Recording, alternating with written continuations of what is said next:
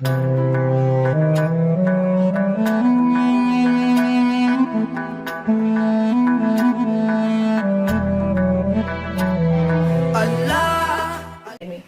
कि हमारे parts of speech के हमारे 3 पूरे हो गए, नाउन, प्रोनाउन और वर्ब। तो अब जो है adverb, adjective, conjunction, interjection, preposition इसी वीडियो में पढ़ेंगे। जी हाँ, बिल्कुल, ये बहुत अच्छा सरप्राइज है आपको मिल गया है कि आज हम पार्ट्स ऑफ स्पीच खत्म करने वाले हैं ताकि हम अपने टेंसेस की तरफ जाएं और दूसरी और भी चीजें WH वर्ड्स हैं जैसे कि और सिंगुलर, प्लूरल और बहुत सारी चीजें जो कि हम सीखें और सेंटेंस बनाना जल्द से जल्द सीख लें। उसके बाद हम आर्टिकल भी सीखेंगे। तो आज जो है मैं आपको बताऊंगी कंजक्शन के बारे में। तो कंजक्शन आखिर है क्या? अगर मैं लिखूंगी तो थोड़ा टाइम लग जाएगा, मैं आपको वर्बली थोड़ा थोड़ा समझा देती हूँ। Conjunction to join to connect two words you and I, यानी कि दो लफ्ज को मिलाने को कंजक्शन करते हैं। For example, two faces in the office और एट अ होटल। ठीक है, यहाँ पर मैं अगर आपको एग्जाम्पल दे दूं, 2 सेंटेंस बना के कि I study and I do also job. अगर आप मेरी बात करें कि Anam what are you doing, तो मैं आपको कहूंगी कि I study and also do a job on internet, यानी कि मैं आपको पढ़ाती भी हूँ और साथ में पढ़ती भी हूँ। तो 2 सेंटेंस को मिलाने को कंजक्शन कहते हैं। जब भी 2 सेंटेंस मिले में आप समझ जाएगा कि यहाँ पर कंजक्शन यूज हो रहा है पार्ट्स ऑफ स्पीच का। अब बात करते हैं एडजेक्टिव की। तो adjective it is modifies a noun, यानी कि OPSHACOMN। अब आप जो बोल रहे होंगे ये क्या है OPSHA, तो मैं आपको बता देती हूँ। OP का मतलब है ओपिनियन, SH का मतलब है शेप, A का मतलब है एज, C का मतलब है कलर और M का मतलब है मटेरियल और लास्ट में है N यानी नंबर। अब यहाँ पर आपको ऐसे समझ नहीं आएगा, मैं आपको एडजेक्टिव को थोड़ा समझाने के लिए ये OP लिख देती हूँ। OPSH।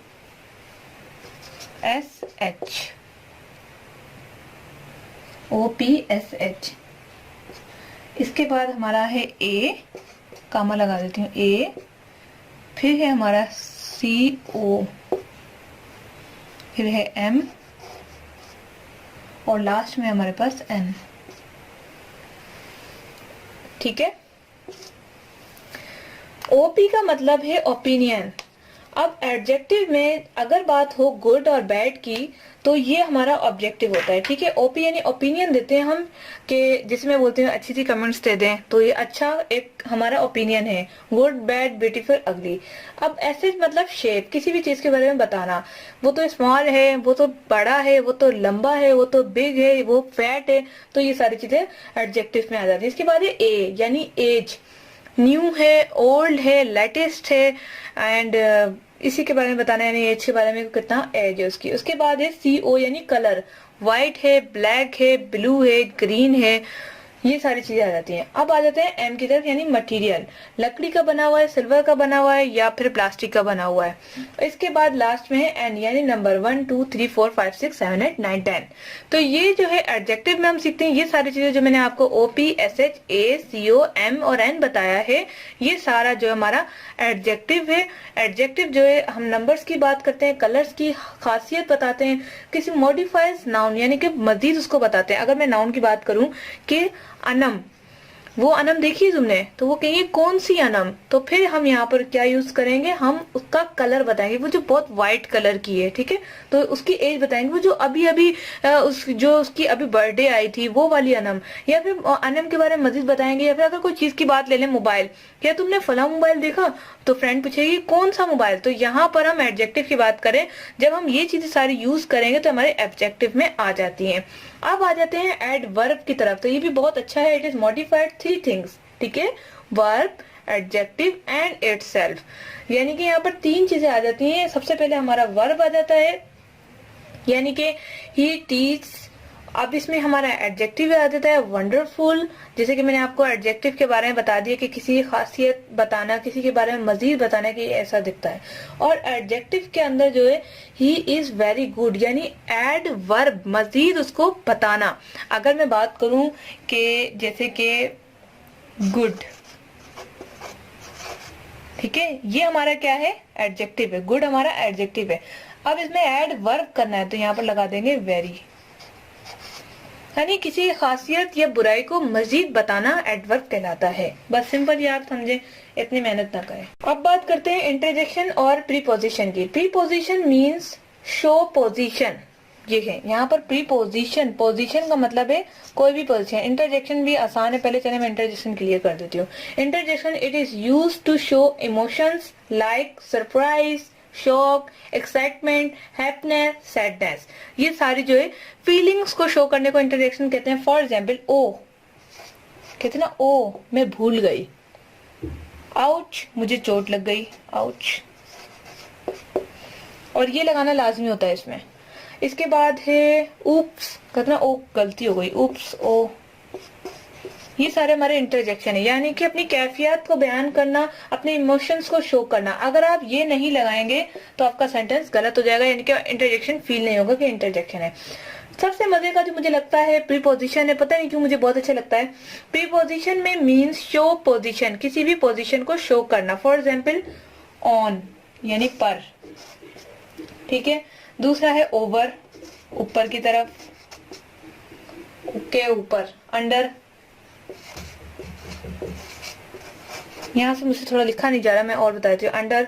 इसके बाद है अमंग यानी बीच में, बिटवीन यानी कि दरमियान है। प्रीपोजिशन हमें पोजीशन दिखाता है। अब मैं बात कर रही हूँ कि किताब रखी हुई है, ठीक है।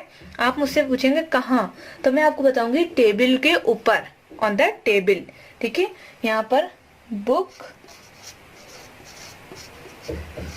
ऑन द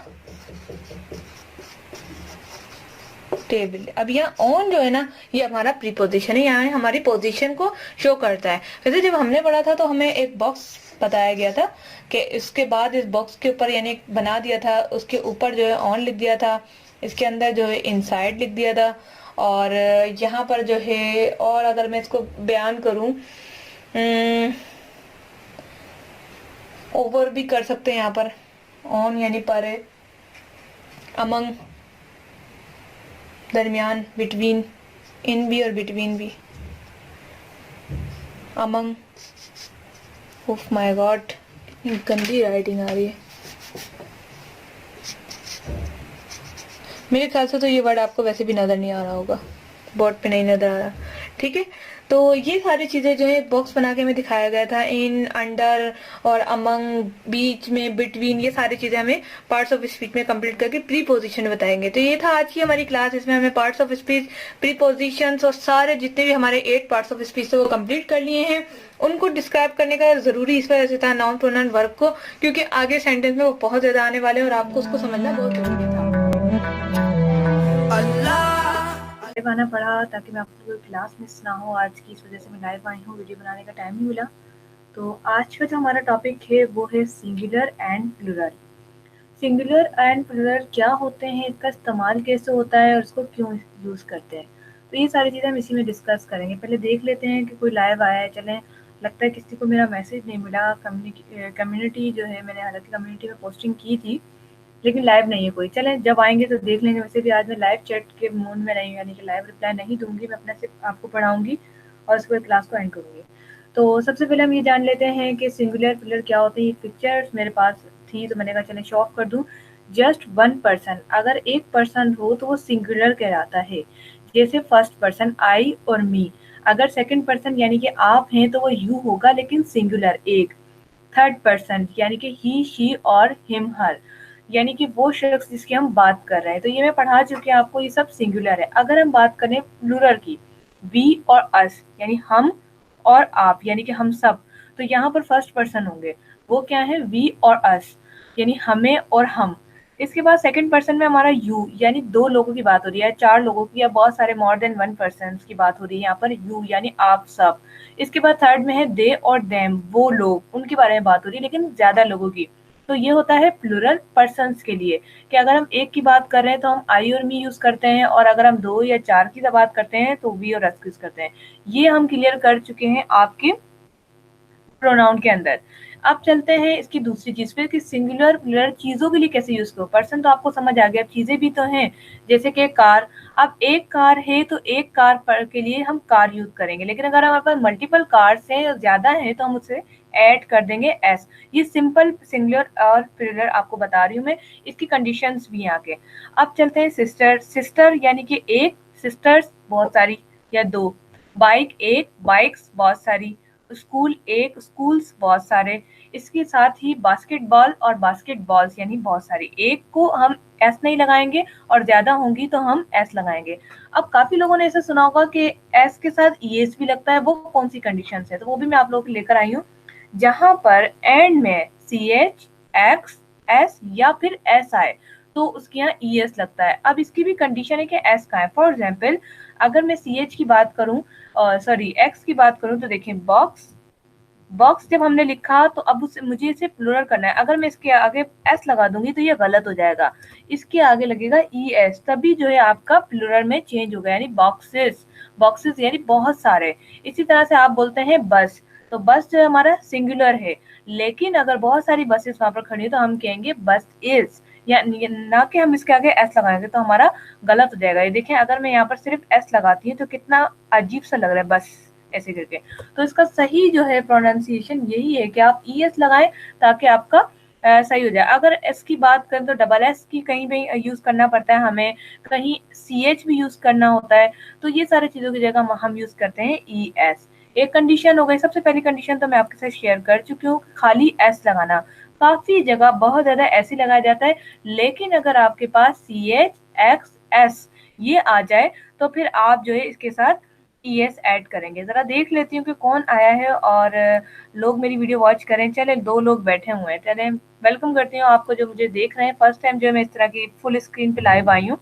पता नहीं कैसा एक्सपीरियंस है, जरूर कमेंट्स करके बताइएगा। अभी बता सकते हैं, अभी बता दीजिए, नहीं तो आप लोग जब मेरी वीडियो देखें और इस क्लास को अटेंड करें तो जरूर बताइएगा कि ये वीडियो आपको कैसी लगी, ये लाइव ठीक था। इंशाल्लाह फिर तो फिर बॉट पे सिखाऊंगी, लेकिन थोड़ी वक्त की कमी की वजह से मैं इधर आ गई। अब थर्ड कंडीशन कि आप जो है सिंगुलर और प्लूरल कैसे बना सकते हैं, एफ और एफ ई। अगर आपके कोई भी वर्ड जो आप यूज कर रहे हैं, कोई भी नाउन आप यूज कर रहे हैं, उसके लास्ट में एफ या फिर एफ ई आ जाए तो ना तो आपने एस यूज करना है ना ही ई एस, आपने यूज करना है वी ई एस। अब ये ग्रामर की कंडीशंस हैं जो हमें याद करनी होती हैं। एफ और ई एफ हमें याद करना होगा कि अगर मेरे किसी नाउन के साथ एफ और ई एफ आ गया और मुझे इसे प्लूरल करना है तो मैं क्या करूं। फॉर एग्जाम्पल वाइफ, अब मैंने कहा कि मेरे पास 2 वाइफ्स हैं। फॉर एग्जाम्पल मेरे पास तो खैर कोई वाइफ नहीं है तो अगर मेरे पास एक वाइफ है और मैंने दूसरी शादी कर ली तो मेरे पास 2 वाइफ होंगी, तो मैं उन्हें कैसे एक्सप्लेन करूंगी, I have 2 wifes not wife, wife एक होता है। और अगर मैं यहाँ पर एस कर दूंगी वाइफ तो ये गलत हो जाएगा, यहाँ पर वी ई ऐसे लगेगा इसकी सही कंडीशन में। इसी तरह से लाइफ की बात करें कि हमारे पास एक ही जिंदगी होती है लाइफ, लेकिन अगर हम बहुत सारे लोगों की बात करें और वहां पर हम कहें कि हमें अपनी जिंदगियों को बचाना है तो हम वहां पर लाइव्स यूज करेंगे, LIVES लाइव्स। इसके बाद यहाँ पर एक और चीज है, इसको मैंने बड़ा नहीं किया। तो ये थी हमारी एफ और ई एफ की बात कि अगर लास्ट में एफ आ जाए जैसे वॉल्व तो वॉल्व्स, अगर एफ ई आ जाए, देखिए जैसे वाइफ एफ ई आ रहा है तो वाइफ्स होगा, लाइफ में भी एफ ई आ रहा है, ये भी एक कंडीशन होती है। अगर आपको समझ ना आए तो आप वीडियो को दोबारा देख सकते हैं और अपनी कॉपी पे राइट करके मुझे जो है अपने असाइनमेंट सबमिट करवानी है। इन द एंड ऑफ मैं आपको बताऊंगी असाइनमेंट कौन सी है। इसके बाद जो यहाँ पर डिफरेंट बता देती हूँ, कुछ ऐसे वर्ड्स होते हैं जो हमें याद करने पड़ते हैं। फॉर एग्जाम्पल चिल्ड्रन, अगर चिल्ड लिखा है तो आपको ये याद करना होगा कि यहाँ पर चिल्ड्रन आएगा। ओ मैंने जल्दी में स्पेलिंग गलत कर दी, चलें चिल्ड्रन, ठीक है। इसी तरह से अगर वुमेन की बात हो रही है तो वुमेन को डबल करने के लिए, फॉर एग्जाम्पल आप एक औरत की बात कर रहे हैं तो एक खवातीन, एक औरत, बहुत सारी औरतों की बात हो रही है तो वहां पर हम वुमेन यूज करेंगे। तो ये आपको वर्ड्स याद करने होंगे, ये डिफरेंट वर्ड्स होते हैं, इनके लिए कोई कंडीशन अप्लाई नहीं होती। फॉर एग्जाम्पल एक आदमी और बहुत सारे आदमी है तो उनके लिए भी हम MEN यूज करेंगे ना कि MN। For man, for man, यानी प्रोनाउंसिएशन सेम है लेकिन आपके जो लिखने का अंदाज है वो चेंज होना चाहिए। आप थर्ड कंडीशन पे, और सॉरी थर्ड नहीं है ये, फर्स्ट वाली एस, सेकंड ES, थर्ड मैंने VES, फोर्थ मैंने डिफरेंट एंड फिफ्थ कंडीशन है Y और O। फॉर एग्जाम्पल अगर किसी ने लिखा बेबी, अब यहाँ पर अगर कोई ES लगा देगा तो गलत हो जाएगा, बेबी यूज करने के लिए हमें IES लगाना है। इसी तरह से टॉय, टॉय के साथ जो है टॉयज लगाना है। जैसे कि मैंने आपको बताया कि डिफरेंटेड होते हैं, कुछ डिफरेंट होते हैं, वो Y और O है। अगर कहीं Y आ रहा है तो आपने IES लगाना है, अगर कहीं Y इस तरह से आ रहा है, B नहीं आ रहा, Y आ रहा है, तो जैसे फॉर एग्जाम्पल TOY, टॉय। तो यहाँ पर लास्ट में ओ और वाई दोनों आ रहा है तो यहाँ पर एस लगेगा। इसी तरह से ये वाले वर्ड्स जो है आपको याद करने होंगे। अगर आप बोलोगे यहाँ पर ओ आ रहा है तो अब क्या लगाएं, तो यहाँ पर ई एस लगेगा। तो ये चीजें याद करने से होंगी। अब आ जाते हैं 6 के ऊपर, और यहाँ पर ऑलवेज प्लूरल रहते हैं। फॉर एग्जाम्पल शीप, शीप को अगर आप सिंगुलर करना चाहेंगे वो नहीं हो सकता क्योंकि प्लूरल ही है। वुड है जैसे लकड़ी है, तो लकड़ी एक प्लूरल ही है। आप ज्यादा लकड़ियां ले आओ या कम लकड़ियां ले आओ, लकड़ी लकड़ी है। इसी तरह से डी सीरीज, हम बोलते हैं ना सीरीज में आज बॉन्ड निकले, सीरीज आपने बनाई है तो सीरीज हमेशा प्लूरल ही रहती है, ये सिंगुलर नहीं हो सकती। तो सिंगुलर प्लूरल को समझने का आसान तरीका ये है कि आपने जो है इनकी चीजों को याद कर लेना है, जैसे कि एफ और एफ ई, जैसे कि सी एच एक्स एस और एस, एस कहाँ लगता है, ई एस कहाँ लगता है। बस ये थोड़ी सी चीजें आप याद कर लें, आप किसी भी वर्ड को जो है प्लूरल बना सकते हैं। तो आज की असाइनमेंट आपके लिए ये है कि आपने नीचे कमेंट्स में कोई भी 10 सिंगुलर या फिर क्या कहते हैं 10 सिंगुलर प्लूरल दोनों लिखकर दिखाने, 5 सिंगुलर 5 प्लूरल। आपकी कमेंट्स का इंतजार रहेगा और जरूर कमेंट्स कीजिएगा। वीडियो को लाइक करके शेयर कर दें ताकि ये कोर्स जो है औरों को भी मिल सके, लोगों को।